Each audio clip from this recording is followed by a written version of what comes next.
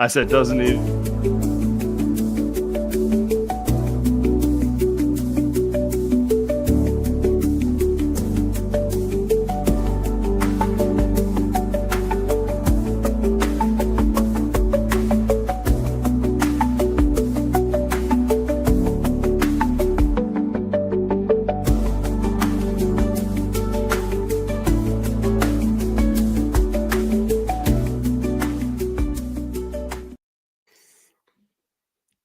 Hey, everyone. Get $50 instantly when you play your first $5 and you use the promo code presented by Prize Picks. Welcome to Light Years. Tommy, I've been thinking about this, but man, they're just fucking good. I don't know what else to say. Like, this is just fun. Another comfortable win over the Portland Trailblazers. 12-2 since they got Jimmy. 12-1 in games Jimmy's played. And it's just, I don't know how else to put it. Like, the vibes are off the chart for me. I feel like I've said this pretty much every episode here, but maybe it's because the last couple of years haven't gone the way I wanted. I just want to embrace it because they feel like the best team in basketball right now. And we can talk about it a little later, but it's hard to watch them and not just get ahead of yourself at all times.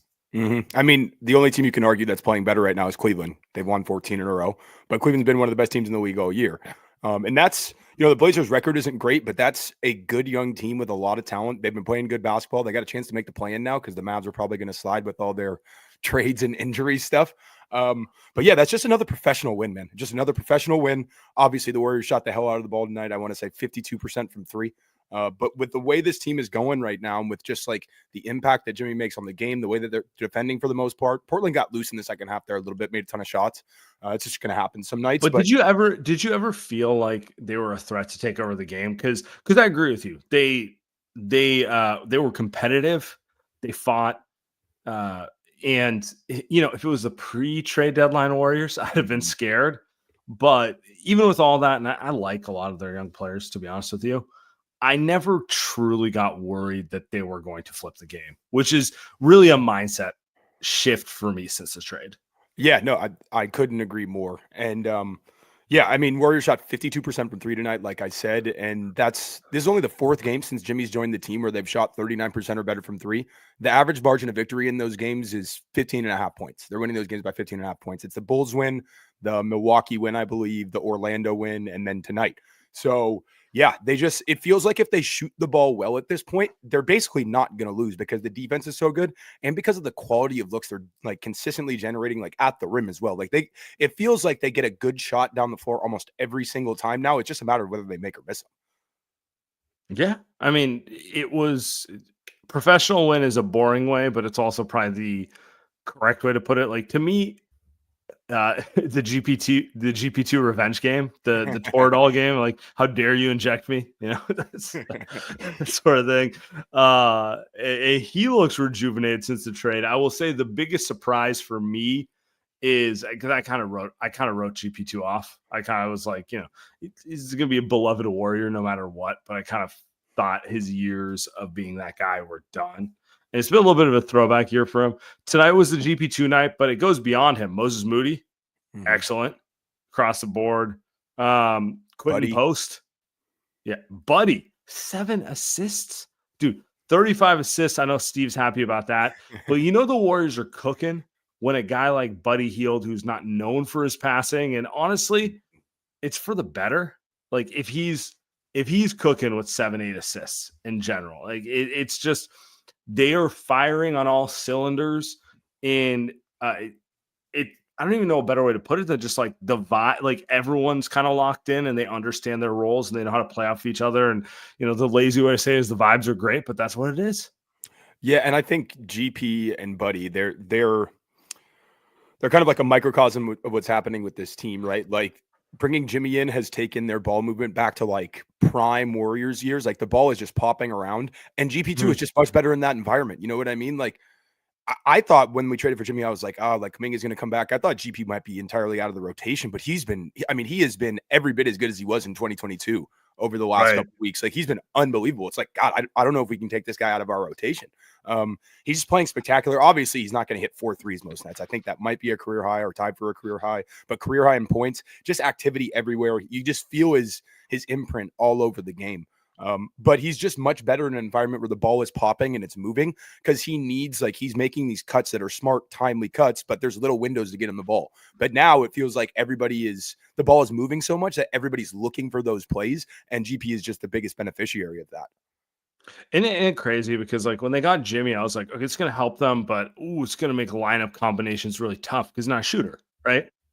And what's come true with the Warriors, at least to date, is if the ball is moving, the lack of shooting doesn't matter. Like, it will matter in the big picture at certain points, but you can mask it if everyone's moving and cutting in unison at like a half-second speed. Like, they always talk about half-second basketball and that sort of thing. And that's what it looks like to watch this team. The lineup they had in the fourth quarter was what? Steph, GP2, Jimmy, Looney, and Draymond. I was just like, on paper, that shouldn't work, you know? Like, on paper, that's like the type of lineup that we've been told can no longer work in the modern NBA. It probably can't work if Steph's like dribbling at the top of the key for 15 seconds trying to get to a step back, but that's not the way the Warriors play. So the ball's like popping all the time. And it's not easy. It's not easy to play like that, but they do have the guys who can. If they're playing off each other and moving at all times, they can mask that, proverbial like lack of gravity off their jumper, right? 100%. And, they've been, I want to say, the second or third offense in the league since the Jimmy trade by offensive rating. And they've been a bottom half of the league 3-point shooting team during that same stretch. They've only shot about 35% from three since the Jimmy trade. And I want to say that's ranks like 17th or 18th in the league over that span.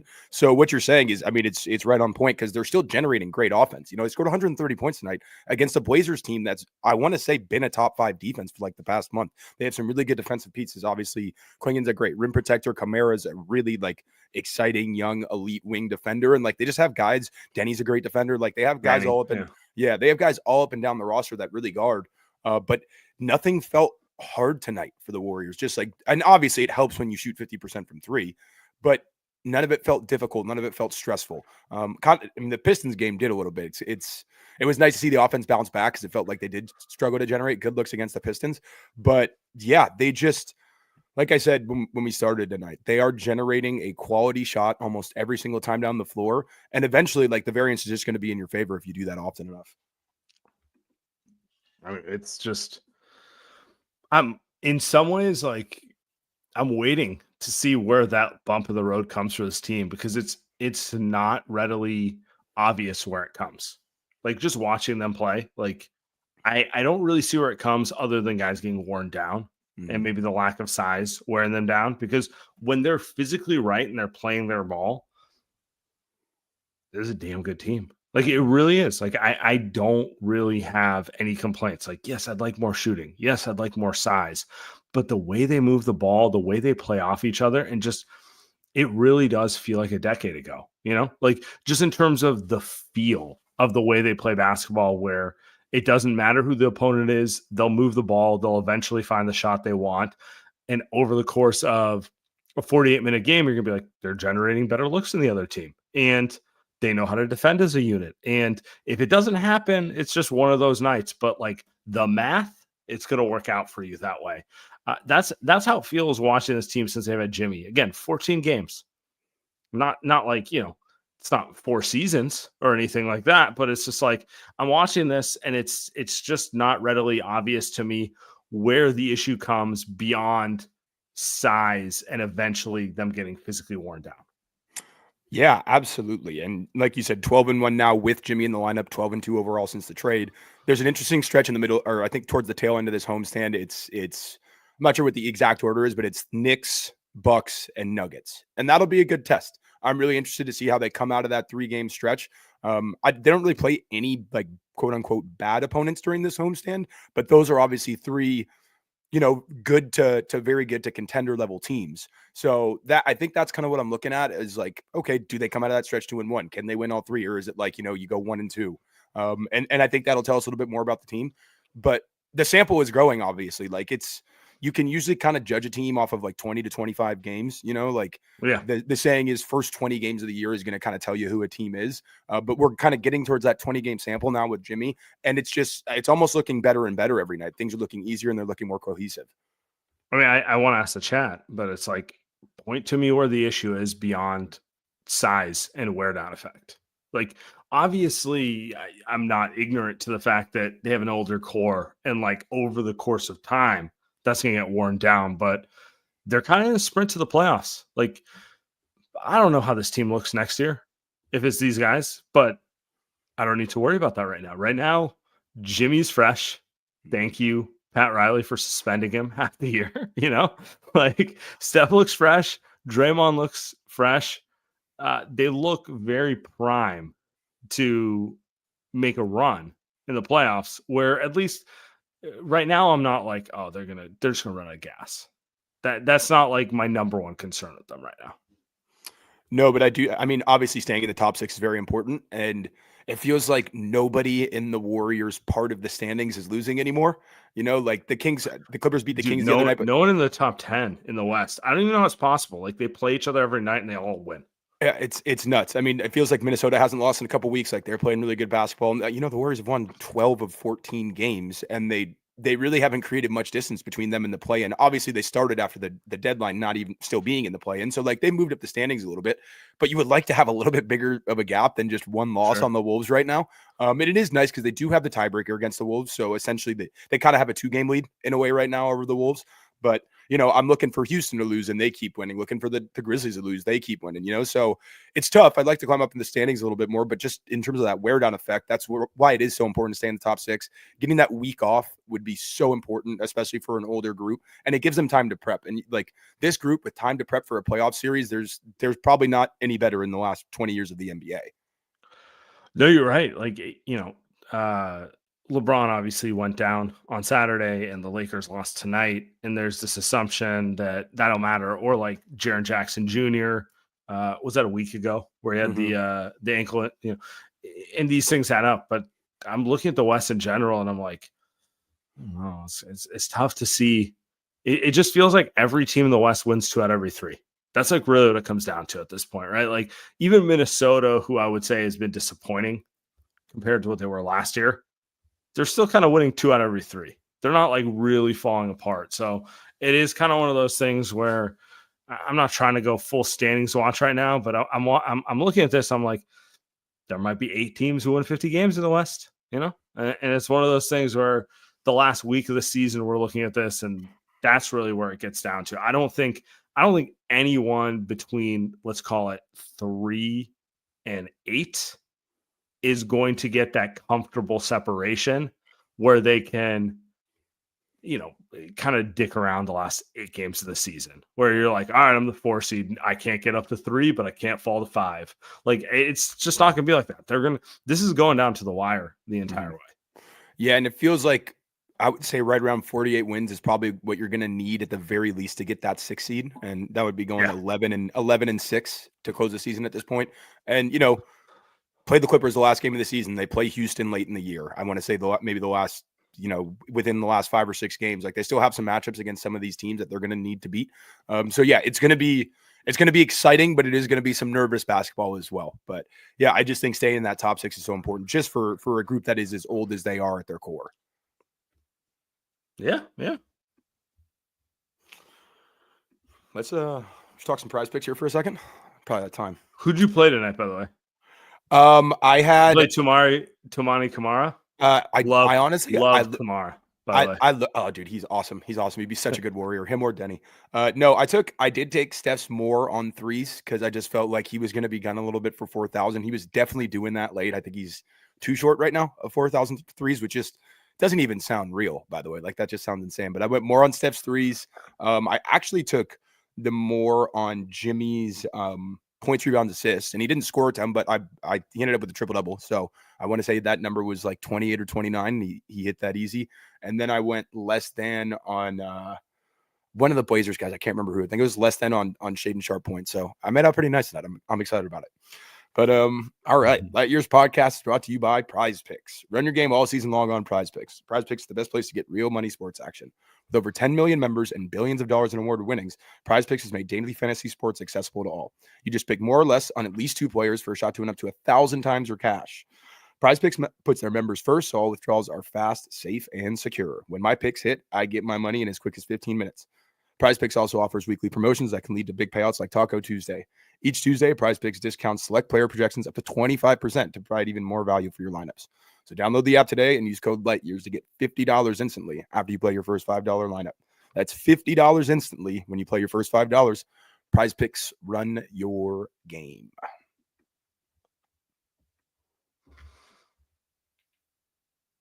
You know what's crazy?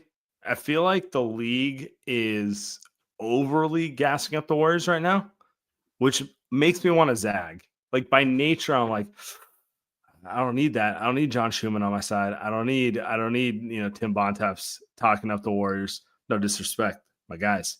But I don't like it when it's too trendy. But I can't blame them. I'm looking at this. NBA today came out with their new NBA power rankings, and who came in number 5? The Warriors. That feels, it feels aggressive, but like we were saying to start the show, feels aggressive because they have the 11th or 12th best record in the NBA. So just like for context, to put a team 5th when they have the 11th or 12th best record is like, it does feel like you're kind of riding the hot vibes. Yeah, exactly. Absolutely. But at the same time, like, how many teams would I really take over them in a 7-game series if they're fully healthy and rested enough? It isn't. It might just be these 4 teams. And even then, I would feel confident against OKC. I think I'd feel confident against Cleveland. Lakers are an interesting matchup. They're obviously just the whole Steph LeBron history, and Lakers have just given them issues. And maybe that's different now with no AD. We'll actually get to see that matchup, I think, one more time before the regular season ends. So I'll definitely be locked into that one. And then, Boston is Boston. They're an incredible team, defending champs. But at the same time, I don't know. They're going to start seeing ghosts with Steph and Jimmy out there. I have 2 thoughts on that. One is, are they the least scary defending champs? I don't know. I actually have a take on that. When you've won as much as the Warriors, you just get cocky about all this sort of stuff. Like, Boston's a great team. On paper, Boston's a better team than the Warriors. I'm just looking at it from the perspective of I don't know, Steph's won 4 of these. Steph walked into your house and ripped your heart out. Yep. I get that, you're younger. It's your time, but I need to see it. I need to see it before I believe it, type of thing. But the other thing, I'm looking at this and yeah, to your point, all right, Cleveland, OKC, they absolutely deserve to be top 2 in the power rankings. Just, they're both going to win 65 games, something in that range. They look amazing. They deserve all the hype they're getting by winning this way. But And this is really my question for you. Am I delusional? Is this just Warrior exceptionalism coming out where I'm like, yeah, you guys are cute, but what you gonna do when Steph fucking puts his mouth guard behind his ear and that sort of thing? You know what I'm saying? It dawned on me. Part of me was being the old guy who's like, you guys don't know what it's like. I seen him do that thing, that sort of thing. But then the other part of me was like, it's Donovan Mitchell and Shake. Be realistic. Come on. Just stop listening to those guys, type of thing. Sam, that's why we get along, because we're both the old men yelling at the clouds. but I feel the same way. And give Steph and Dre and Steve a serious basketball team, not what we saw the last 2 years. How many playoff series have they genuinely lost when they've had a real serious team? It's very, very few. You can probably count them on one hand. Right? It really doesn't happen. It involves LeBron James, injuries, and refs. That's it. Yeah. Exactly. So I'll never, especially with, just how well Jimmy has fit so quickly and just how much it's made sense. I'm not going to go into any series, not feeling confident. I really won't. That doesn't mean they're going to win. It doesn't mean they're the favorite to win the series, but there isn't a matchup out there that scares me where I'm like, oh, they can't beat that team. I feel like they can beat any team in the league right now in a 7-game series. And I think that's essentially what the rankings reflect, right? I want to zag too, because, naturally born contrarian. But at the same time, I do think it's warranted just with the way it's not just about the record and it's not just about being 12-1. It's about how they've looked doing it and how dominating a lot of the performances have been. I mean, who actually scares you? Just Nobody. be honest. Be honest with me. I mean, a LeBron team Twin will always post. yeah, a LeBron team will always scare me a little bit. You know what I mean? Like, he's the Sure. one guy that you could say has had their number in any sense, but Steph and Jimmy and Draymond feels like they just punked Boston. You know what I mean? Like, Boston is much better than they were 3 years ago. I don't think anybody would disagree with that. But I mean, who's been their two biggest kryptonites over the last 3 years? It's Steph Curry and it's Jimmy Butler. Like, you're kind of have like the perfect antidote to them. You know what I mean? And OKC, I mean, they're obviously spectacular. They're young, they're talented, they're fun. Like, they're, the up and coming team in the league. But they just, I don't know. It feels like, and I think I said this a couple weeks ago, it feels like they're either a year too early or a guy too short from like truly being a team that can win a championship right now. Doesn't mean they can't win one in the future, but it just feels like it's very early in that window. And I'm not sure if they're quite there yet. And the Warriors actually match up very well with them. Like, they generally play small. Hartenstein has like changed that dynamic a little bit, but they can't really outsize the Warriors like a lot of teams can, like a Cleveland maybe could and actually has over the past couple of years. But yeah, I just like that matchup a lot for the Warriors. So like, if I'm just looking up and down just the West, like no one scares me. There's certain matchups I would want over others, but just in terms of being scared of an opponent, not at all. And we haven't been able to say that since 2022. Yeah, I mean, to add to this, Denver's not listed on this team, but Jokic is a matchup nightmare. I could always see that being tricky in general. Yeah, I don't know. The Warriors have won 12 of the last 14. They're riding. With Jimmy, they've looked like the best team in the NBA outside of Cleveland. Actually, I've never asked you about this. What do you actually think of Cleveland? I honestly don't.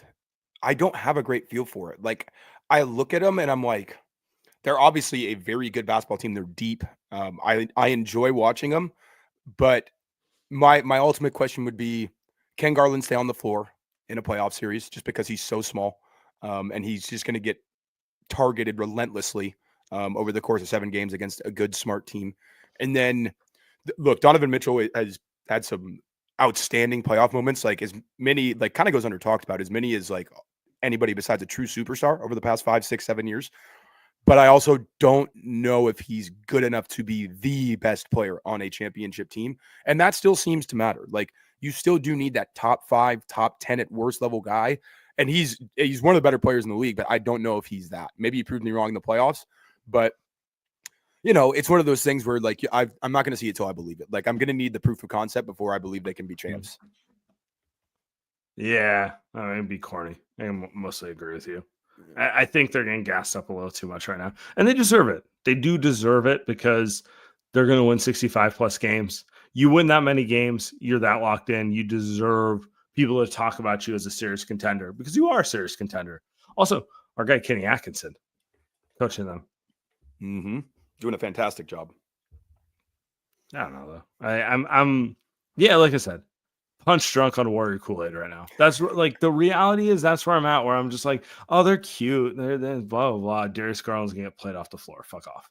Like that's like mentally where my head's at with this. And I need to stop lying to myself and saying that's not the case. Because that is absolutely the case. Like since they've got Jimmy, they've been pretty much a perfect team. Nothing's really gone wrong for them. I'm not saying they're not going to get worn down at some point, but right now, I'm my head is, I'm on Market Street. I'm thinking about the parade. I'm thinking about all the shit I'm going to talk. It's all problematic. This, like, in some ways, this is like me, like being honest in therapy and being like, I'm just putting this out there for you to bring me back to earth. I mean, dude, I want to, like, it would be more interesting if I was like, no, you're wrong, you're an idiot. But like, I feel the same way. You know what I mean? Like, I feel the exact same way. I am excited to watch Warriors basketball again for the first time in so long. And so much of that is just on a night to night basis. Yes. Like every night you're just like, I'm in. Yeah. Absolutely. Like I had some stuff going on Saturday, but I made sure to like clear that time of the day to watch the Warriors game. You know what I mean? Like I was like, okay, this is my time to watch the team, and I wasn't going to let anything stand in the way of that. Whereas like a month and a half ago, I'm like, I'm actually going to do everything I can to avoid watching this team play basketball. If you can give me any excuse to not watch them, I'll take it.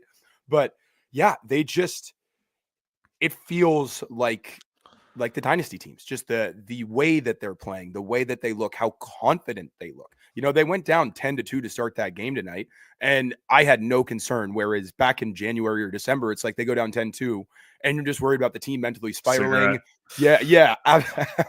You're worried about the team mentally spiraling. You're worried about Steph maybe like checking out, like Draymond definitely checking out if they like Draymond's going to get a technical in the second quarter, and they're just calm, resilient. It's like, okay.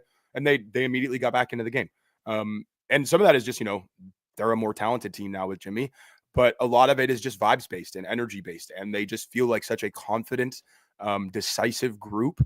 And I don't really see what changes that between now and the end of the season, besides some type of injury or like something that's unforeseen. Yeah. It really does feel like health is the main thing right now. Just like keep rolling, keep moving, stay healthy in general. Yeah. No, 100%. 100%. But all right. Guys, time to start your fitness journey. You get older, shit doesn't start working the way you want it to. And you're always trying to get back into shape. You're always trying to figure out what can really help your body. And, scale's cool, but me weighing 200 pounds and Tommy weighing 200 pounds is not the same thing. Tommy and Andy weighing 200 pounds. It's like you want to know a little more direct than just standing on a scale. And that's where body spec really comes in.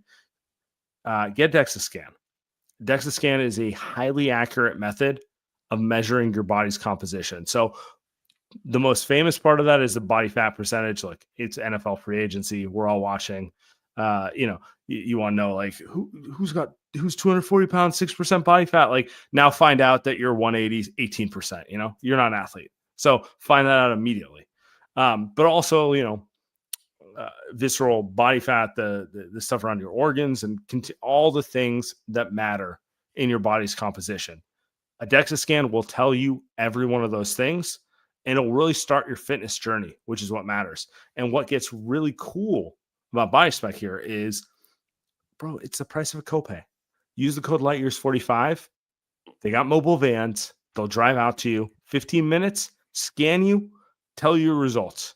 Start your fitness journey with the code LIGHTYEARS45. Only $45 to get a DEXA scan. Traditionally, $500 value. Boom. Bodyspec.com, LightYears45. Let's get it going, guys. All right. Light Years podcast is also brought to you by Timeline. Cellular health is the foundation of well-being and longevity. And with MitoPure supplements, you can take your health by encouraging cellular renewal. MitoPure recharges your cells, supporting any goals by helping all your systems work better. With MitoPure, you'll feel the difference in your energy levels, your workouts, your endurance, and your recovery. MitoPure is even shown to deliver double-digit increases in strength, endurance, without a change in exercise. So get in the gym, guys. Get your body spec done, and get on Timeline. Need this MitoPure in our lives. I've taken MitoPure supplements, and I can tell you that it's been a game changer. My workouts are better. I feel like I have more energy, and I can rest well knowing that I'm taking care of my health. It's once a day and easy to take. You'll thank me later. Right now, Timeline is offering 10% off your order of MitoPure. So go to timeline.com/lightyears. That's timeline.com/lightyears for 10% off. I mean, beyond you and I getting fat and not taking care of ourselves with some Timeline MitoPure, getting an DEXA scan, all the things we should be doing to stay in shape. Like, can we just talk about the elephant in the room, which is Kuminga is not back. Are you in any way concerned about the way he's going to fit into this team? Yes, I'd be lying if I said any differently. I'm absolutely concerned. His job in theory should be easier, but we talked about this a little bit tonight with the way the ball is just popping and moving. I don't know how well he fits with that. I think he has the ability to do it. Not at the level of, some of their better players. It's not really his game. He wants to ISO, he wants to go get his buckets, and this team will need that at times. Like I do think his isolation scoring can help, especially on nights where Jimmy doesn't look to score because he does that, more often than you'd like, especially during the regular season. I think that'll change in the playoffs. But some of it to me is like, where is his head at mentally? They've been really good without him. And what is he gonna want to do when he comes back? Like he's obviously playing for his next contract, and it's like human nature to have that in your head. Yeah. He's a young kid. He wants to get paid. He looks at himself in a certain light. He sees himself as a future star player. And I think those things are on the table for him. But like, what is his agenda? It does make it easier that they are 12-1 in some ways. Like he can't come in and just kind of like try to take over because they have reason, like they have proof of concept without him. And I do think from everything that I've heard and I've read, he seems to be taking a liking to Jimmy. And I definitely think he sees himself as a guy who can be that type of player in the future. So I think Jimmy can actually help keep him in line. But yeah, I think the fit is going to be interesting on offense. And if it works, it can vault them to another tier if it does work in the way that it potentially could. But yeah, I'm definitely a little bit concerned. And I'm also concerned about how long he's been out with an ankle sprain. Like, I'm not saying it is this, but it feels a little bit like the Wiseman situation with the knee a couple years ago. I'm not saying Kuminga got surgery, so like don't anybody take this the wrong way. But just with like how little information we've actually got on the injury itself, it's like, oh, like yeah, he's close. He's close. He's ramping up. He's close. He's not quite there yet. Ramp up. Like we are in prime ramp up territory right now. It feels like he's going to return during this homestand, but they've been very non-committal about it. That's for sure. It does feel similar because we found out after the fact that Wiseman had knee stuff that they never really reported, which makes me wonder. The non-surgery surgery? Exactly. The cleanup is a procedure, not surgery, right? So it's like, it does make me wonder if there's something going on. Because like when he got hurt, the report was an ankle sprain, and human nature is 2 to 3 weeks. Like, oh, he sprained his ankle, 2 to 3 weeks. We'll see him back. And 2+ months later, we're sitting here going, what? And so to me, having gone through this a few times, it's more about like, the Warriors kind of putting him in a rough spot with not being as transparent about the nature of the injury. But then the other part of me is, it might be a tricky injury. It might not be as obvious as people think. And maybe it is what it is. I do think you're dead on, though, in terms of how he fits into the whole thing coming back. It's tricky. Like, how do I want to put this? I'm going to try to be political about it. Yeah, you win 12 of 13.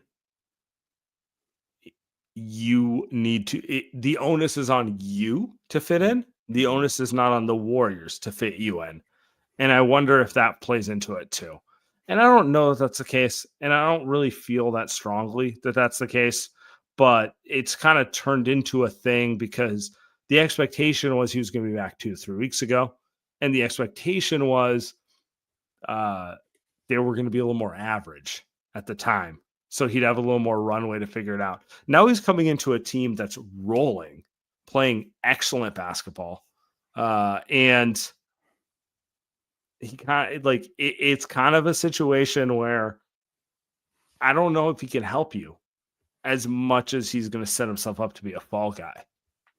Because they can't really play better right now. They just like how are they going to play better right now? And you could say soft schedule. You can point to all these things, and it's all true. But they've won 12 of 13. If he comes back and the play kind of skids a little bit, like it's a rough situation for him more than it is for the Warriors, because of what's going on. Yeah, are you saying we're going to get a Steph Curry stop trying to fit out and fit in tweet? Is that is No, that the direction? No. But maybe. I'm joking. He's look, the Twitter fingers thing was a Steph thing I haven't seen prior. Mm-hmm. So it's all on the table. It's all on the table. Maybe Steph is beyond being that guy. Maybe he'll get grumpy if he feels like Kuminga ISOs one time too many and they lose a game. One thing's for certain. The first time that Kuminga doesn't play well and they lose a game when he is back, That's a night Mhm. that I don't think I want to be online for. Like I'm just going to No, stay no, off no. into it because it's just going to get nasty and people are just going to like whatever their preconceived notion or bias is, that's what's going to come out that night. It's either going to be, oh, it's not Kuminga's fault if you're a Kuminga fan, and if you aren't, it's going to be like, see, I told you he doesn't fit in. They got to get rid of him. They should trade him this summer. Like, it's just going to be conversations that I don't really want to be a part of until they actually mean something and are pertinent, which won't be until after the season's over. But yeah, it is. It's really interesting, man. Like they can use his scoring. Despite how good their offense has been, there are definitely still stretches where it's like, they could use another guy who goes and gets a bucket. And what you would be looking for from him for the rest of the season and into the playoffs is, and he's not a similar type of player at all, but essentially what Poole gave you in 2022. You know what I mean? Like just, you know, you would hope Kuminga with his scoring, if like Steph's off and Jimmy doesn't have it at night, he can kind of maybe win you a playoff game. Like that would be a huge boon for them if he can do that once a series, like Poole really did. Did it against Denver, did it against Memphis. You know, he played excellent against Dallas. Boston was a little bit more up and down because Boston really mismatch hunted him. But I would assume Steve's a really smart guy. I'd assume he sees it in a similar way.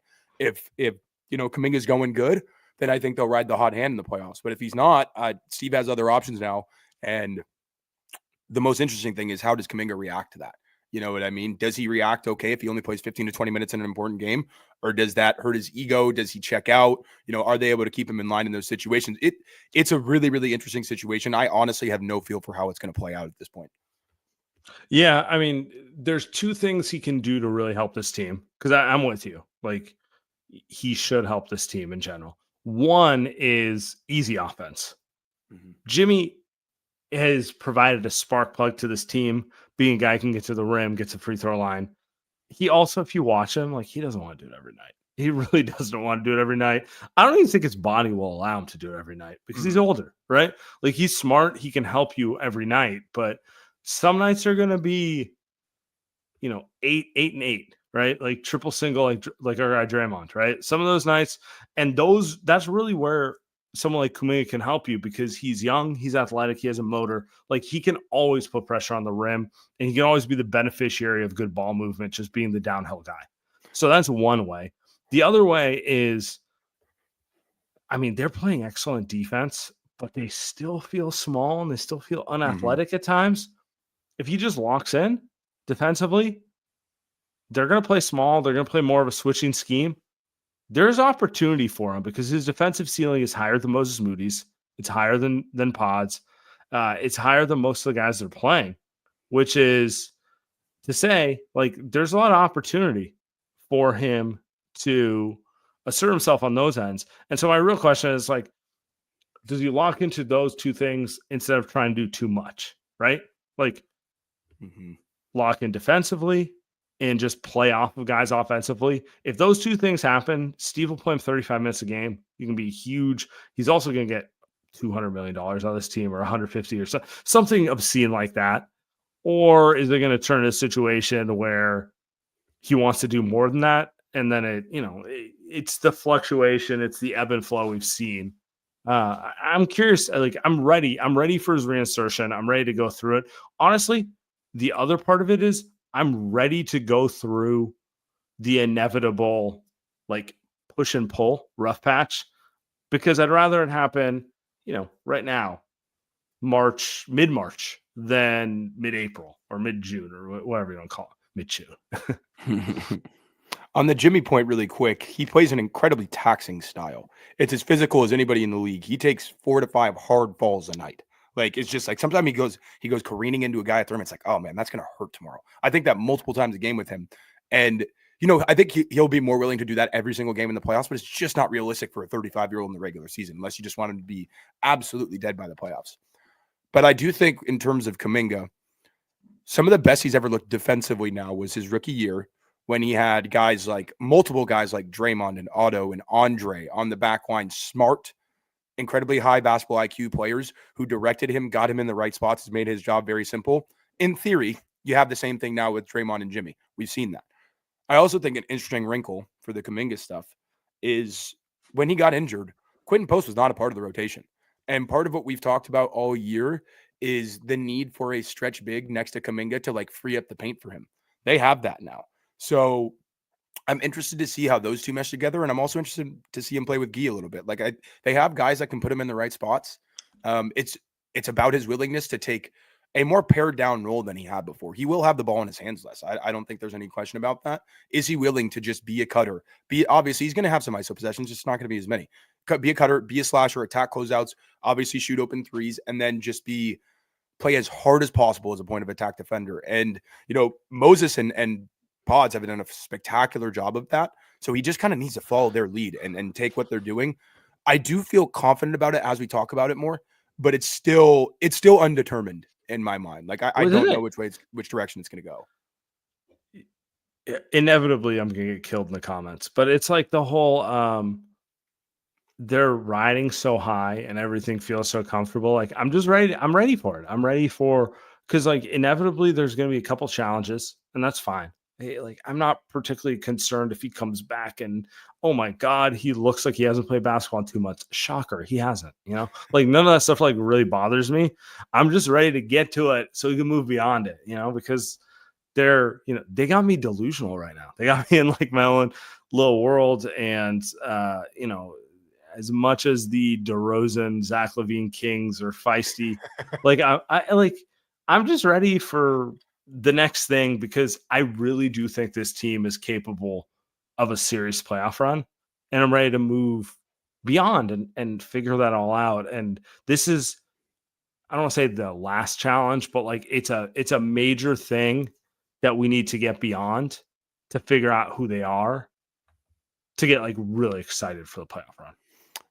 How are you going to react if he comes in and it just works perfectly? Nigel's here in the comments saying if he fits perfect, we are champs. And I think I agree. But if he comes in and it just works and it goes off without a hitch, I mean, at that point, I'm going to need to I'll be thrilled. I'll be thrilled. I'm going to get so cocky. I don't even know what I'm going to talk crazy. about, to be honest. I'm going to talk crazy. To be honest, I'm just going to be saying offensive shit. Like, I don't know. Like, I'm just be talking shit. Like, to your point, like, it's, that's the dream scenario. The dream scenario is what you're talking about. But yeah. You're going to be 2015 to 2019 Andy Lou levels of cocky on Twitter. Is that what we're going to have happen if Kuminga comes in and he fits perfectly? I think I'm posting on Twitter, but I will be on the pod those levels. How's that? Man, I'm with you. And I think I've honestly I've talked myself into it working as we've talked it out here, because I don't think I'd really considered the post angle of all this before. He does make some of this a little bit easier just by providing more space. Just to talk about him real quick, man, his defense is incredible tonight. It seems like he's like picking stuff up game by game. He's always talking to Draymond on the sideline, asking, you can tell they're talking about positioning on the floor or what to do in this situation defensively. I think he had 5 blocks tonight. And just, he's not big. He's not, I shouldn't say he's not big. He is a big dude, but he's not fast. He's not athletic, but he knows where to put his body. And he's just eating up space at the rim. And that's, God, I can't remember the Warriors had a player that did that since 2019, 2018. It's been so long. And it's like such a nice, it's just so nice to not have so much pressure on every defensive possession and have to play so hard because you're so small and you're always making up for that lack of size. Yeah. I mean, all of it's true. Like we didn't even talk about, couldn't post that much tonight, but is he real? Is he going to play at this level the whole way through? Like the shot feels real. The intensity feels real. I don't know. The vibes are off the chart right now. You keep it going. Yeah. I mean, there's probably certain matchups where the guy gets played off the floor, like against maybe Luka and LeBron, whatever. Ja might expose him a bit, but like every time I see him switch on to the guard, it feels like he holds up well on an island. Like he stopped Simon a couple times.